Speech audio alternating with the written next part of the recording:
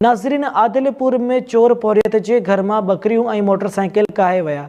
मुतासिर पौरियत घर भातिन और गोठाणन से गॾिजी चोरी वाक़े खिलाफ एहतजाज कियो। पेश है माजिद कलवड़ की रिपोर्ट।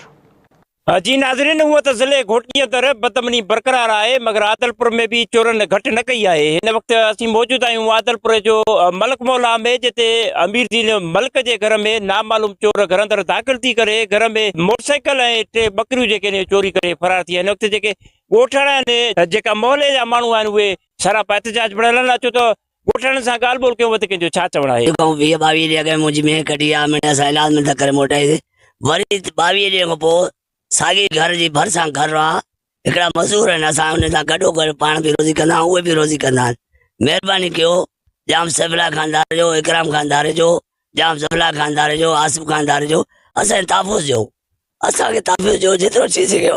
असां ग़रीब आहियूं, असां बि काई मिल्कियत कोन्हे, इहे ई तव्हांखे ख़बर आहे।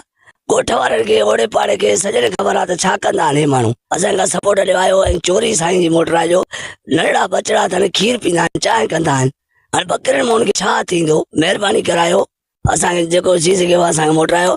DIG सकर, घोटकी SP साहिब खे ऐं आदलपुर एसए खे असांजो अर्ज़ु आहे, वसारनि खे अपील आहे, जेकॾहिं असां ग़रीब जे चओ त असां हितां छॾे किथे वञी अहिड़ी जाइ ते वेहूं जिते का इहो मामिलो ई न हुजे। अदा मसलो इहो था त राति 2 खां 2:30 जो टाइम जे पियो असां मोटियासीं ड्यूटी करे। हिते असांजो घर आहे मलिक असां आदलपुर जा, ऐं पोएं पासे चढ़ी करे माना भुंडी रखी करे अंदरि घर में आया नी 3 बकरियूं ऐं हिकिड़ी मोटरसाइकिल कढी दर जो तालो भॻो अथऊं।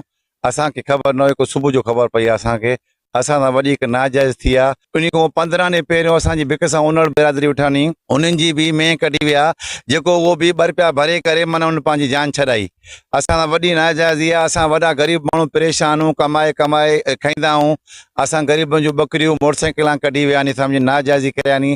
असां SSP घोटकी खे, उन खां बि SHO आदलपुर खे, ऐं उन खां असां जाम साहब खे रिक्वेस्ट कयूं था, जाम सैफला खान धारे जेके, जाम ज़फ़र साहब धारे जेके, इकरामुल्ला खान धारे जेके, इनामुल्ला खान धारे जेके, असांजो अर्ज़ु आहे इहो त असांखे ग़रीबनि सां हक़ थी वञे, असां सां नाजाइज़ थी आहे। असां मिसकिन माण्हू, असां कमाए खाईंदा आहियूं, असांखे ॿी काई असांखे चोरी वापसि मिले। असां मिसकिन माण्हू, असां कंहिं तरवार खां पुछो मिसकिनूं अपा पई पऊं, असांखे पंहिंजी चोरी वापसि असांजी राति 2:30 के आया आहिनि, 2-3 बकरियूं काया आहिनि, 3 मोटरसाइकिल काया आहिनि, घर जो तालो भञी आहिनि। असांखे देर सां ख़बर थी आहे। पाड़े में असांजी 15 ॾींहं अॻु में उनड़ बिरादरी जी में बि काया, जेकी पैसा असां भरे वापसि कई आहे। जाम बिरादरी खे, असांजी आदलपुर SAJ खे असांजी रिक्वेस्ट आहे, असां सां हक़ तहफ़ुज़ इंसाफ़ कयो वञे, हक़ थियो वञे। असां सां चोरी असांखे वापसि कराए ॾिनी आहे, ग़रीब माण्हू आहियूं, मज़दूर माण्हू आहियूं असां। जी नाज़रीन, मलक मौला ते मुख़्तलिफ़ बिरादरी सां ॻाल्हि ॿोल कईसीं, जंहिंजो चवणु आहे त चोरी जेको आहे रोज़ जो मामूल बणिजी वियो आहे, मगर आदलपुर पुलिस कख वञी बीनो न कयो आहे, जंहिंजे करे चोर रोज़ अचनि था ऐं रोज़ चोरियूं कनि पिया। हिन जो चवणु आहे त छोला खां पाए घर जो गुज़र सफ़र कंदड़ नागी उर्फ़ नागो उनड़ जी बि कुझु ॾींहं पहिरां चोरी करे विया, मगर आदलपुर पुलिस उहा चोरी वापसि न कराई, जंहिंखां पोइ नागी उनड़ भूंगो भरे उहा चोरी वापसि कराई।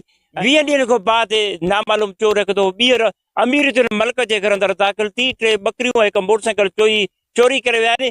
जॾहिं त हिन जो इहो ई चवणु आहे त जेकर चोरी वापसि थींदी थी त हीउ जेको एहतियात आहे उहो वसी कयो। कैमरामैन टीम सां गॾु माजिद अली कलवड़, टाइम न्यूज़, आदलपुर।